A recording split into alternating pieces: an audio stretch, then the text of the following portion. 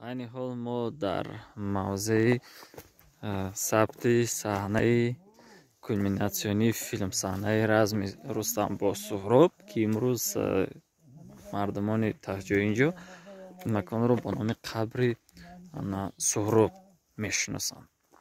یعنی ما به همونجا رفته ایستادیم همراه راه بلد استاد زاردخته.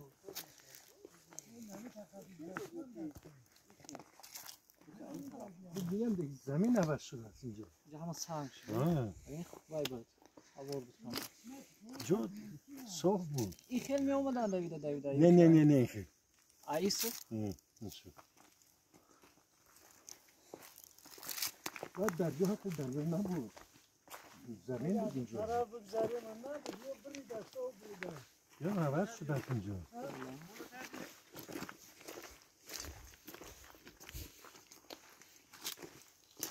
استاد منظره امروزه و منظره را هیچ به خاطر نمیبیاره نه؟ نه دیگر شده است اینجا. فقط کوها جای خودش ماندگی. از زمین دیگر شده است. من اینجا زمین بود. سنگ‌ها نبود این خیلی. این سیل تو همینجا رو آمده که همه را سنگ.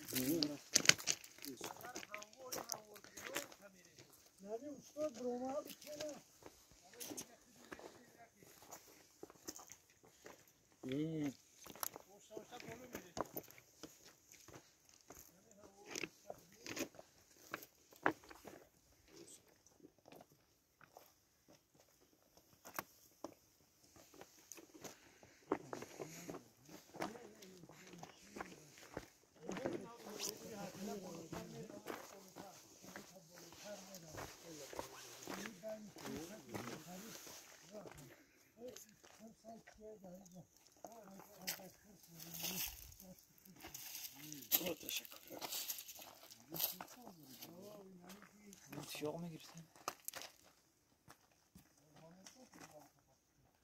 نه و خش با ما کار نداره. همه چیز از انسان میترسن. همه چیز.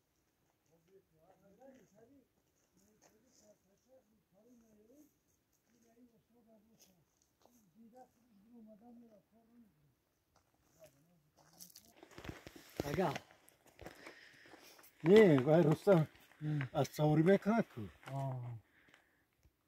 میگید همینجا ها باشه اون زمین بود اوجا میبروی مسود انیخ میگوی که کجا بود اینجا دبراریم ازشو بگذاریم نشه سود میشه بگذاریم